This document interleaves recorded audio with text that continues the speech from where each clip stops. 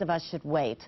And if you're interested in donating blood nationally, there is a toll-free number to call to get information. That number is 1-888-US-BLOOD. Dan. Aaron, one thing that comes through in that report, and it's worth noting, New Yorkers, around this country, and for that matter around the world, have this reputation of being sort of chaotic all the time. But you and I know, as longtime residents of this city, that when the heat's on, when the pressure's on, New Yorkers are frequently at their best. And that was the case today, I think. That New Yorkers are, it's true, they're hard to herd, but they're impossible to stampede. And they didn't today. When the call went out for that blood, calmly people went to the blood centers. Aaron Moriarty, thank you very much. Thank you, Dan. Government and industry officials said at least one flight attendant and 2 passengers called from 3 of the planes as they were being forced down in New York and Washington today, each describing similar circumstances, and a picture is beginning to form. Bloodbath aboard some of those planes, with hijackers with knives attacking flight attendants. The callers indicated the hijackers armed with knives in some cases were stabbing flight attendants. And a businessman, his wife and young child aboard a United flight that left Boston and crashed into the World Trade Center. Twice this businessman called his father in Connecticut as his plane was being hijacked. This is according to law enforcement officials. Now, the law enforcement officials said the victim aboard the plane's father told the FBI his son made 2 calls. Both times the phone was cut off. In the first call, the businessman said a stewardess had been stabbed. In the second call, the son said his plane was going down. Now, there was another report on another aircraft that a flight attendant aboard the second jetliner that struck the World Trade Center managed to call an emergency number from the back of the plane, and an American Airlines source said that the flight attendant reported her fellow flight attendants had been stabbed. This is information we didn't have earlier, and pictures begin to form of what the terror was in the skies. 2 of the flights involved in today's attacks began in Boston. Wyatt Andrews has more on how that city has been struck by this tragedy. Wyatt? No, but I think we lose Kenny Hot Roll. Yeah, I wouldn't do that tonight. At Boston's Logan Airport, where 2 of the hijacked planes originated, scores of relatives of the victims were met by airline officials for consolation and were then taken to a nearby hotel to await information. American Airlines lost its Los Angeles-bound Flight 11, and the airline confirmed the identity of its lost pilot, Captain John Oganowski, who was 52 and a 22-year veteran of the airline. Outside his home in Drake, Massachusetts, the captain's extended family gathered, including his wife and 3 daughters. Oganowski's brother Jim described him as a hero, a man who joined the Air Force out of patriotism during the Vietnam War and who viewed his work as an airline pilot his life's dream. Our family is obviously grieving, as is the whole nation, for what has happened today. I personally think I'm in shock. I'm in some type of denial. Official information about how the flights were seized and how Logan's security might have been breached is still under investigation and is closely held. Airport officials stress that security inside Logan's terminals, as elsewhere across America, is the responsibility of the separate airlines, and that the airport itself was secure. We've closed the airport to all arriving and all departing flights. We've increased our security measures. We've shut down all the construction sites within Logan Airport, both airside and landside. At the Oganowski home, official information is also apparently scarce. The pilot's brother Jim told reporters that the family had no information about what Captain Oganowski went through or whether there were any communications between the pilot and FAA controllers. Wyatt Andrews, CBS News, Drake, Massachusetts. President Bush was in Florida when the attacks occurred. Florida has as its governor the president's brother, and Jeb Bush, the governor, is up for re-election. However, the president's trip to Florida today had to do with some school visitations and emphasizing his plans for education. But he quickly broke off that as soon as he learned about the attacks on the World Trade Center and said he was flying back to Washington. It didn't turn out that way, at least not directly and immediately. John Roberts has more on the President's Day and his response tonight. John? Dan, we'll take you through more of the President's Day in just a moment, but for the moment, the President denounced tonight in the strongest terms what he called evil, despicable acts of terror, and he promised that those responsible would be identified and brought to justice. But there was no talk of retaliation tonight, nor even possible leads as to who might be responsible. It is far too early for that, White House aides said. Today, our fellow citizens, our way of life, our very freedom came under attack in a series of deliberate and deadly terrorist acts. From the Oval Office tonight, in the most important moment of his 9-month-old presidency, George Bush offered a grieving nation words of resolve and reassurance. Terrorist attacks can shake the foundations of our biggest buildings, but they cannot touch the foundation of America. The enormity of the tragedy yet to be fully realized, the president sought to soothe the raw pain of what may be thousands of victims' families. And he sent a clear message to those responsible for these heinous crimes. We will make no distinction between the terrorists who committed these acts and those who harbor them. The president was in Florida when word of the attacks first broke. Reading with a group of elementary students, Mr. Bush was stopped cold when his chief of staff delivered the news. Move everybody across the street. Moments later, in Washington, an urgent call to evacuate the White House. I'm told that a plane went into the Pentagon and they're chasing us off the grounds here. It was an extraordinary scene as staff and the press corps were rushed from the grounds. If the Pentagon had been targeted, the Secret Service feared the president's home could be next. Get everybody back. Everybody back. Fire trucks took up positions on Pennsylvania Avenue, while SWAT teams stood vigil from the roof. Police sealed off a 2-block area around the White House. The only ones left inside the mansion, the vice president and his national security team, coordinating a response to the crisis from the Situation Room. With a continuing threat in Washington, the Secret Service would not allow the president to return and had him fly immediately to the security of Barksdale Air Force Base in Louisiana. Freedom itself was attacked this morning by a faceless coward. Shaken and solemn, Mr. Bush addressed the nation and vowed these acts of terrorism will not stand. Make no mistake, the United States will hunt down and punish those responsible for these cowardly acts. From Barksdale, the president headed for Offutt Air Force Base in Nebraska, home of the Strategic Air Command, where he conferred with his national security staff about how to proceed. Confident that the White House had been secured, he then headed back for Washington, determined to send a signal to the world that America would stand strong in the face of these horrible acts. The main message of tonight's address by the president: America will recover. The government will be open for business tomorrow. America's economy will be open for business tomorrow, he said. America has stood down enemies before, the president addressed the nation tonight, and it will do so again. But he added, no one will ever forget this day. And it is safe to say that in Washington and across the country tonight, there is no question. Everything has changed. Dan? Live from, again, now on the grounds of the White House, our chief White House correspondent, John Roberts. I want to take you now again live, transport you by television to the lower end of the tip of Manhattan.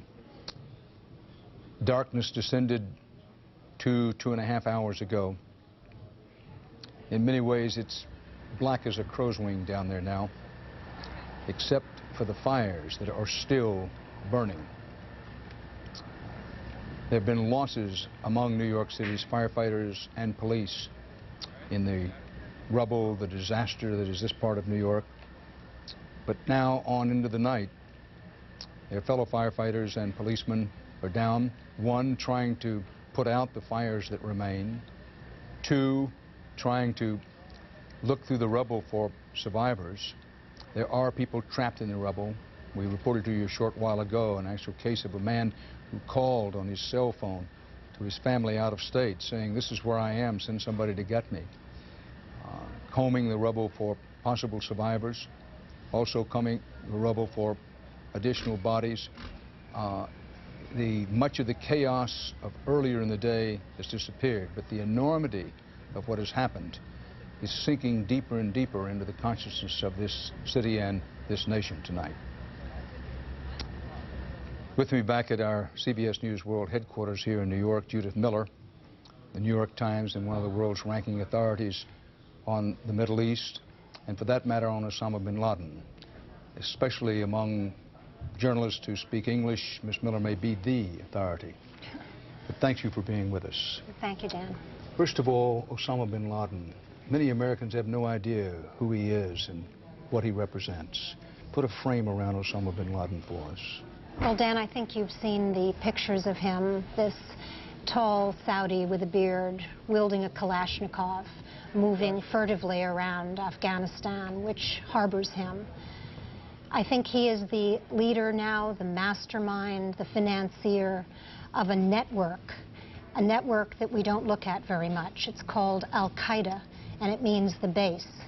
And it's the base from which Osama bin Laden hopes to launch his worldwide jihad against America. How did this man get to this position? Acquaintances of mine in Afghanistan, people who were involved in repelling the Soviet invasion of Afghanistan, several of them described bin Laden to me in these terms. He was a Toyota warrior. He was a rich, spoiled Saudi who came there, ran around a Toyota pickup truck, supplied a lot of money, and they appreciated that. But he was hardly a frontline warrior firing at the Soviets point-blank range or going hand-to-hand with him. How did he suddenly get to be this icon? Well, I think he became enamored of his own reputation, and he understood after the Soviet Union was expelled from Afghanistan that ordinary Muslims, if they were armed and well-trained, could accomplish wonders. They could even defeat the United States if he helped train them. And so after the Soviet Union left Afghanistan, he made that his life's mission, to set up camps in Afghanistan, in the Sudan, wherever he could find a host, to train young Muslim militants from all over the world who would be willing to give themselves, their lives up for Allah to accomplish this goal. It was a distortion of Islam as we know it, but it had great appeal to young people who were disaffected from 50 countries. He's had more than 5,000 young militants from 50 countries move through his network of camps, the dozen camps that he personally finances and controls through his agents. Let's talk about state-sponsored terrorism. Real or imagined here in the first edges of the 21st century, and how, if at all, does it fit in with Osama bin Laden? Well, I think we used to think that only a state could do something like what we saw today. Judith Miller, excuse me for a moment. I know you'll forgive this. Mayor Rudolph Giuliani is speaking live here in New York. We're going to pick that up at the moment. 2730. That's 1-212-560-2730. If you have questions throughout the night and tomorrow, that's the number to call rather than 911, which you should just call if there is an emergency. We had over 1,100 emergency room visits today that we know of. So far, we have 6 fatalities that we know of, 5 at St. Vincent's. Obviously and tragically, there are going to be a lot more than that, but that's what we know of at this point. We had over 300 patients that were treated at St. Vincent's, over 160 at Bellevue, 250 at Beekman Downtown Hospital. And the hospital, these hospitals were probably the ones under the most stress, but they were able to get through.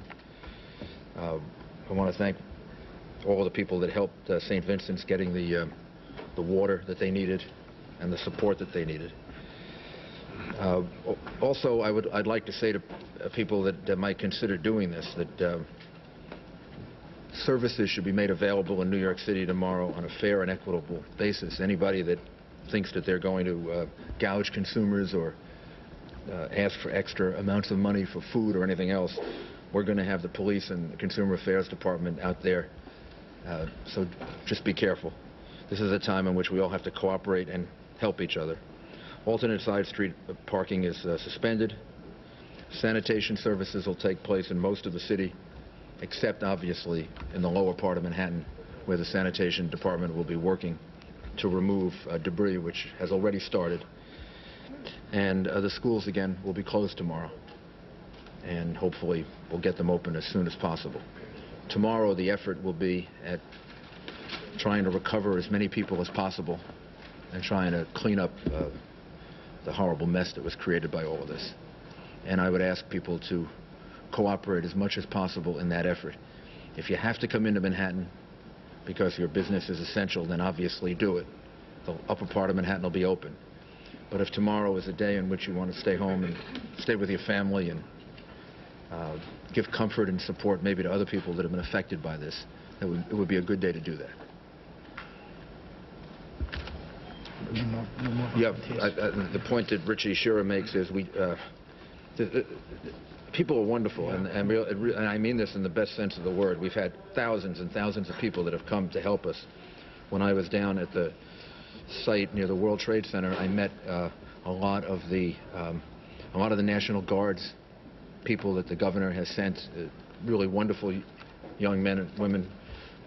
We have enough volunteers now. We have more volunteers, frankly, than we need at this point.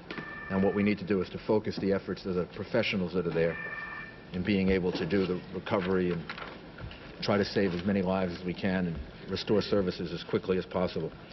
We may be asking for more volunteers tomorrow and the next day and the day after, but right now we don't need any more volunteers. Mr. Mayor, is there still hope that there are people who are Yes. still alive and well? Yes, there's hope. There's hope that there are people that are still still alive. How is the rescue effort hampered by the darkness? What do you do? We moved a lot of lights in so that the area is being lit now, so that I don't think the rescue effort is going to be hampered by the darkness. The rescue effort is hampered by the fact that there's still fire there.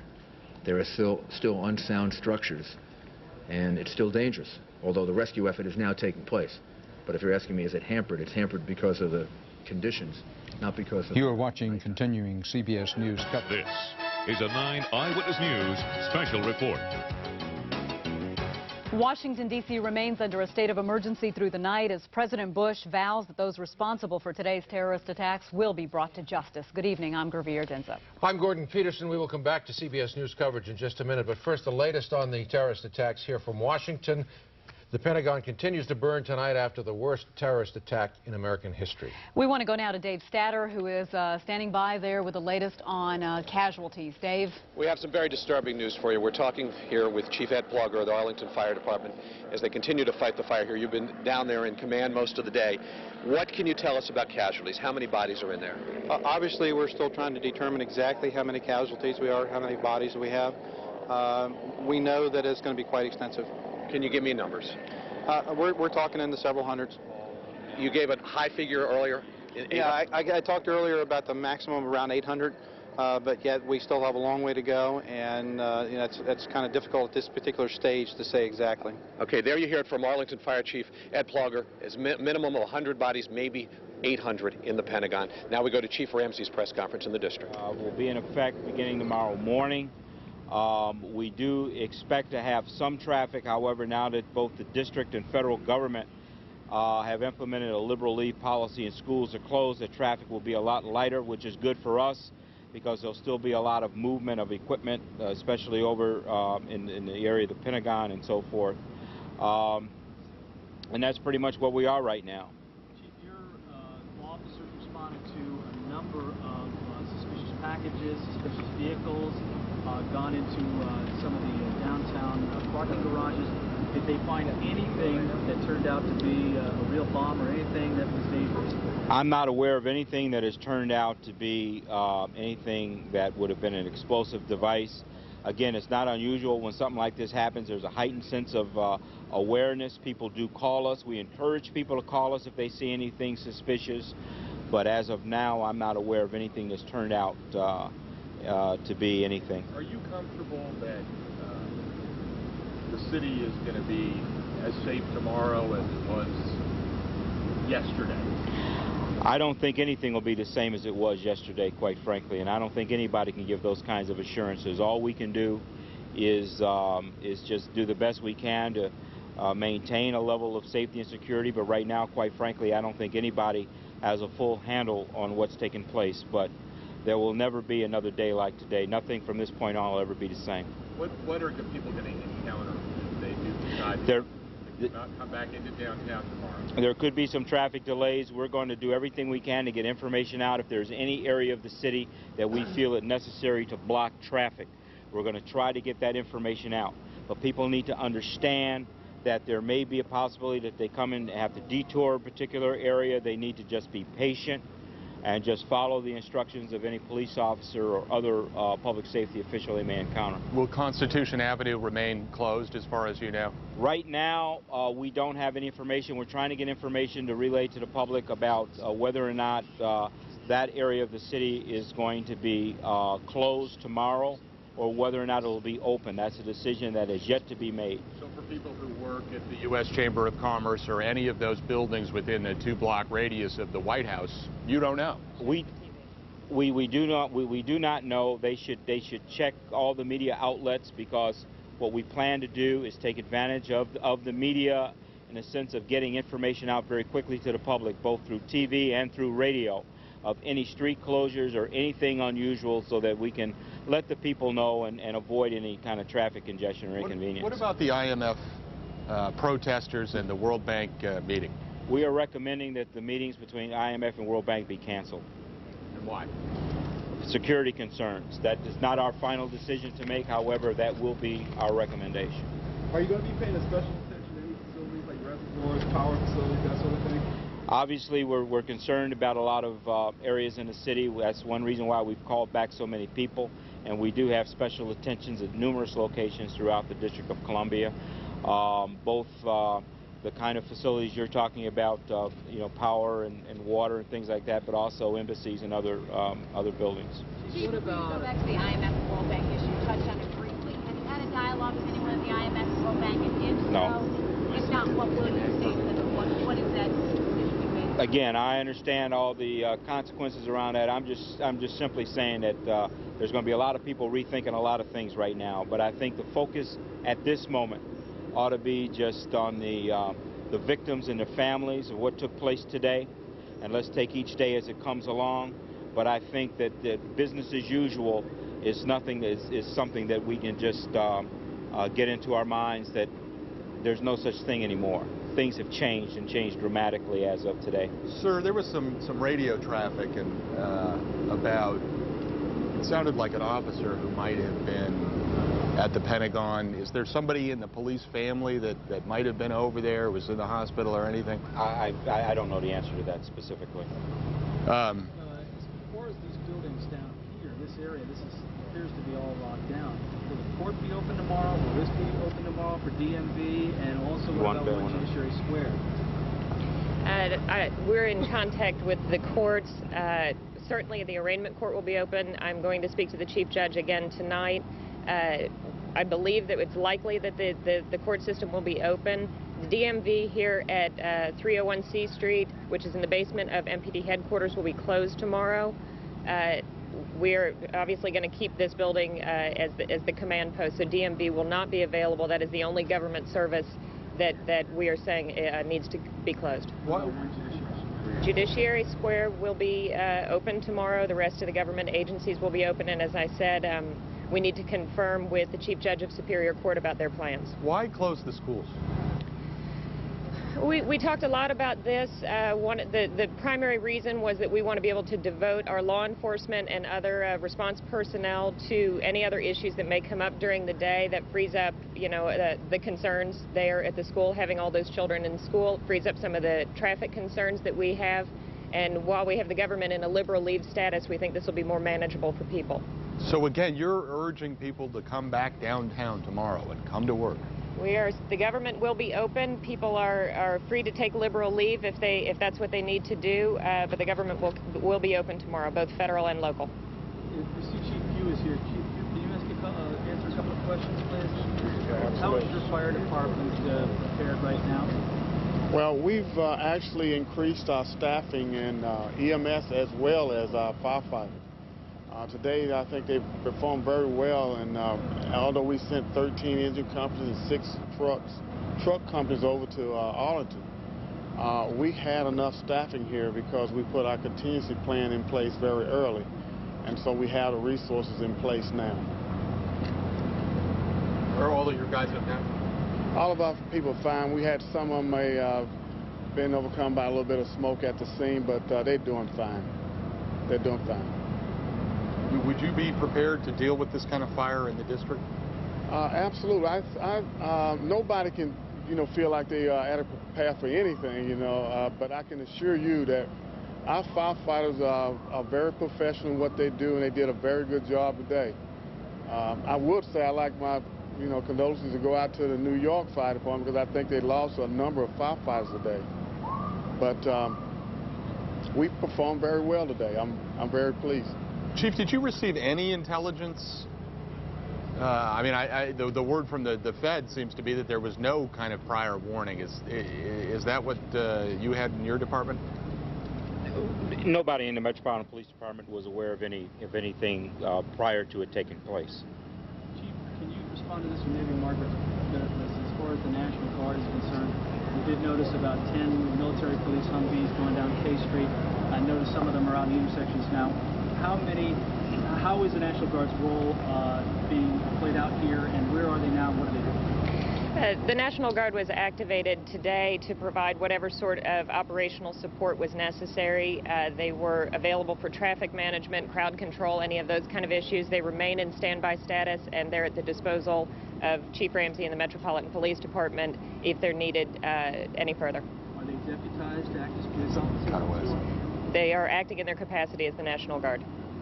Armed, I take it? They are. Another point that we'd just like to make, we really encourage people to get out and give blood. There's an enormous shortage in the blood supply. We really encourage people tomorrow, if you are not coming into the office, please go out and give blood. This is a time we all need to come together as a community here and support our friends and neighbors in Northern Virginia and in New York. Thank you. You've been listening to a news conference where Chief Charles Ramsey and Chief Ronnie Few from the fire department have been talking about what happened today. Chief Ramsey saying that they did not receive any intelligence prior to what happened today about what was going to happen. But he said, he was asked, what about tomorrow? And he said, nothing will ever be the same again. Well, and earlier today we heard from the Pentagon, a firefighter over there saying there may be as few as 100, maybe as many as 800 fatalities over there at the Pentagon. Well, many of those people who were injured at the Pentagon were taken over to Virginia Hospital Center in Arlington, and Jennifer Ryan's there now with the latest on that. Jennifer? Gervier, a very disturbing scene just a few minutes ago unfolded. There was a family who came here tonight. They said they've checked all the lists in the area, and they did not find the name of their loved one on the list here either. Of course, this is the hospital that's had the most people. Sharon Carver, a 34-year-old woman who worked at the Pentagon from Waldorf, is missing tonight. This is what her brother had to say to us just a few moments ago. We've called all the hospitals in the area. Nobody seems to have her yet or knows where she is. And I mean, it's not like her not to call. I mean, she would go to a paid telephone or something. We know that they did find her immediate supervisor, and he's heavily sedated over at Washington Hospital Center. That's Arthur Carver of Manassas. He and his family asking people for their prayers and for any information tonight. He said that they have asked the hospitals for lists. That's all they can really provide. They've also called the Pentagon. There's no word there yet. But as Dave Statter just reported, we may be dealing with an enormous amount of casualties. The number that we just heard, possibly 800. You'll hear more tonight from Arthur Carver and about his sister and this hospital and everything that everybody is dealing with from this scene just 5 miles from the Pentagon tonight at 11 o'clock. Jennifer Ryan, thank you very much. The Pentagon, the building, is continuing to burn tonight. Dave Statter has the latest in this report. Dave? We're continuing with Chief Ed Plogger from the Arlington Fire Department, who's been out there in command through much of the day. When we left talking to you, we were talking about, you say, the body count in the hundreds, the high Pentagon figure at, what was it again? Yeah, between 850 and 900. So, I mean... Yeah, and this includes people on the plane? Includes people on the plane, right. When will they be able to make recoveries of these bodies?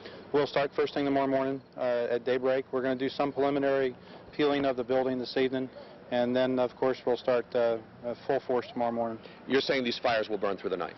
We'll be in a defensive mode all night, which means that we'll be using our lines to throw water from a distance. We're deeply concerned about firefighter safety, the slate roofs, very, very complex operation, and nighttime makes it extremely difficult and hazardous. There have been fires in the Pentagon before, and we've always heard it's a maze in there, that this fire travels, as we've seen it travel, a great distance here. Describe it from your perspective, what the problem is in getting this fire out. Well, as you might imagine, because the fire was aided by a tremendous amount of flammable liquids, the jet fuel, as well as the contents of the Pentagon, we were, and I won't say fortunate because that's a horrible thing to say during this situation, but this is the section of the Pentagon that was sprinklered, and so the sprinkler system was operating at impact, so that there was some aid there from the building itself. Again, it's just an extremely difficult, massive fire operation to undertake. In that hole we see, which collapsed about 39 minutes, I estimated, after the initial impact, part of the jet that is disintegrated? Yes, it is. The fuselage? The fuselage is gone, right. And it was in that hole there? It's in that hole there, right. In that hole there. And that's where a lot of the search and rescue teams will be working tomorrow, you think? That's absolutely. They'll be working there, as well as on the two wings around the sides where the building is pancaked down. You were there, very busy today. Your thoughts? Yeah, as you might imagine, this is the tragedy that we all thought about a long time in our recent efforts on terrorism. And to be honest with you, we always were afraid of the Pentagon as being a target, but never in our wildest dream to this extent. And so there was just, you know, I'm still in disbelief, total disbelief. Thank you, Chief Ed Plugger. Any questions for him back there at Broadcast House? Dave, I tell you, the numbers are just staggering, and, you know, all of us have been at work all day today, and it's just starting to sink in, the magnitude of what happened. We're now beginning to learn the names of some of the people that were on the planes that crashed today. Well, one of the aircraft, that was the American Airlines Flight 11, that Boeing 767 en route from Boston to L.A. That's one of the ones who went into the World Trade Center. Among the people on the passenger list are David and Lynn Angel. They have a home in Chatham, Massachusetts on Cape Cod. David Angel is the executive producer of NBC's Frasier, as well as a number of other programs. And then, of course, we mentioned this earlier today, but Barbara Olson, who is the wife of Ted Olson, Solicitor General of the United States, was one of the passengers on American Airlines Flight 77. That was the plane that left Dulles International. It was supposed to be going to Los Angeles, but instead ended up crashing there at the Pentagon. She actually called her husband on her cell phone from the aircraft twice and said, "We are being hijacked." And she actually talked about, she said there were knife-wielding hijackers, right. And again, that's now beginning to come out, that these hijackers were in fact carrying knives. Karen A. Kincaid, a lawyer with Wiley, Ryan, and Fielding here in Washington, D.C., also on that plane. And also, our Stacey Cohen talked with a family in Prince George's County. They're members at First Baptist Church of Highland Park. The father of that family was on that plane as well. Well, we're going to be hearing names. There'll be a very long list for several days as these names become available to us. We're going to continue to scroll the latest on closings in the bottom of the screen throughout the night. We'll have the latest in a special 9 Eyewitness News report at 11. We'll see you then. 1,500 people in the South Tower. 25 floors of offices in the World Trade Center complex. I'm not saying that Morgan Stanley per se is going to get any of this federal help, but it's an indication of why the president has declared New York City a federal disaster area, to say nothing of the loss of life and the wounded. Exact totals on those killed and wounded, we frankly have no idea. Mayor Rudolph Giuliani has been straightforward throughout the day and evening saying we simply don't know. It may be a long time before we know. David Martin reported a short while ago that a firefighting authority who'd been in the Pentagon for most of the day, the Pentagon struck by one of those hijacked airliners, said that he believed that there were 100 to 800 bodies in the Pentagon that have yet to be recovered. That was his opinion. Chaos reigned throughout New York City for at least part of this morning. People got steady and calmed after the initial shock of what was happening. As Troy Roberts reports, no one who lives or works in this city was untouched by it.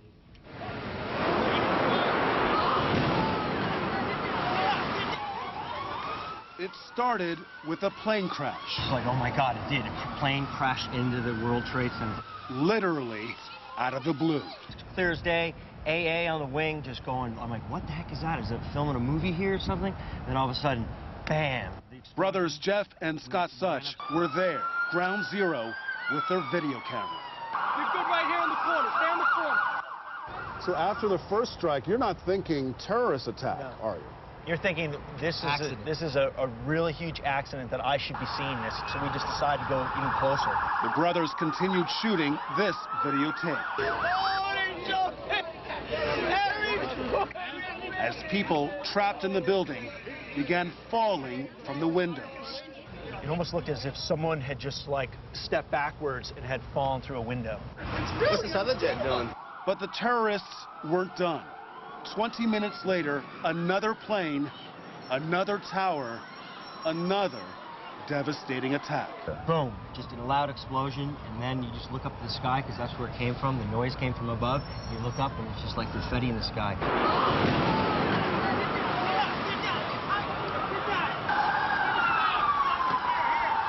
And that was just the beginning.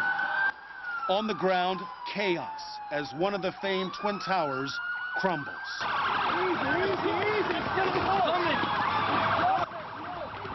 Firefighters and rescue workers attack the other tower, still standing, still burning. Who knows how many trapped inside. So stock onto your trucks, make sure you got flashlights. If you don't have any lights, let me know. Oh, no! Then that tower collapses too. And we had some time to get some of the people out, but then there was those secondary explosions and then the subsequent collapses. So I don't know how many people were in there. I know there was a lot of firefighters, a lot of public safety personnel were in there. You call her and you tell her, let her hear your voice. She's going to need to hear your voice. Just like you need to hear my voice, I'm okay. I'm okay. Thank you. Bye. See you later. I love you. All day long, more fallout. Because it might be a bomb in the school, maybe. A reported bomb threat. A dangerous gas leak. This is Ed Sullivan. I want that building evacuated. All civilians, please head north of Moore Street. Then, a nearby building collapses from the day's damage. You are watching Building 7 at the World Trade Center collapse. Amid the destruction and devastation, though, one remarkable thing did happen. Today's tragedy brought out the best in a city not always known for its kindness and humanity. 3 hours after the attack, area residents have put out an open call for volunteers to search the rubble for any signs of possible survivors. They're here to volunteer. They're a laborer, they're a plumber, they're an electrician, whatever they are, it's to stay with you guys. If they're medical, they go across the street. We're CPR and first aid trained. You're prepared to go into that rubble? Yeah, unfortunately we are. You know, whatever we can do to help out. I know there's not enough people in the city of New York to do it. I mean, it's a mess over there. These volunteers say there is just one thing they want, something uniquely New York. Street justice, tough and immediate. I hope they're sending planes over there right now. Take care of business. The world was caught unprepared for what happened today, especially in New York City and especially among those coordinating rescue efforts. 60 Minutes' Leslie Stahl has that story. Leslie? Dan, ever since the Cold War, the federal government has had an elaborate plan to keep the government running if the Soviets ever attacked Washington. Over a year ago, I spoke with then President Clinton's counterterrorism czar, Dick Clark, who has the same job today under President Bush. He told us that when the Cold War ended, they decided to hold on to that plan to keep the government running. We thought that individual buildings in Washington, and indeed perhaps all of Washington, could still come under attack. Only it might not be from the former Soviet Union, it might not be with a missile flying over the poles, it might be with a terrorist walking a weapon into our city. And the city could still be attacked and put out of action.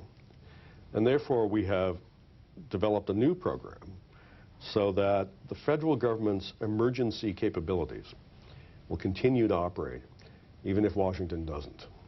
So tell us what kind of operation you have up and running, or at least ready to be operational. As soon as Washington goes down, the Pentagon, the Justice Department, the FBI, the Coast Guard, all of the key agencies of the U.S. government devolve power to other centers, some secret locations, some urban centers elsewhere, but we have a plan, we have trained people, we exercise it regularly, that if Washington isn't around, the U.S. government continues. So is there a shadow Treasury Department somewhere right now? For every one of our major departments, there's a shadow department somewhere right now. There's a shadow Oval Office? There are facilities where the president could operate, where a future president could operate, and for each of our key departments. Again, the message... Is it like a bunker, or is it a... Can you give us any information? It's an elaborate system, and it involves both old-fashioned bunkers and new-fashioned methods. Let's just say that. It's survivable. That's the key point. Well, it seems that parts of this plan was activated, or at least contemplated today, when President Bush was flown from Louisiana to Nebraska, but then deactivated when it was determined not only that it was safe for him to return to Washington, but that it was important that it not look as though our government was crippled and on the run. Now, there has also been an elaborate plan here in New York City to react to something like what happened today, a terrorist attack with mass casualties. And as we came upon elements of that as we drove around the city. This is the scene we came upon 20 blocks north of the Trade Center. Row upon row of ambulances from all around New York and its suburbs. Had you gone to a training program for just this kind of an incident? Maybe not this catastrophic, but it's definitely trained. The ambulances were lined up in front of a huge commercial complex that was being transformed into an emergency triage center. This is a coordinated plan in conjunction with the Fire Department and New York City EMS. The plan calls for that when we have volunteers, at this time we have over 300 attending surgeons, 300 residents, nurses, paramedics, physician assistants, and nurse practitioners, all inside, broken up into teams. How many patients will you be able to operate on in here? We have, I think, 50 operating suites and enough to handle about 400 patients that we set up at this time. More and more medical personnel arrive throughout the day.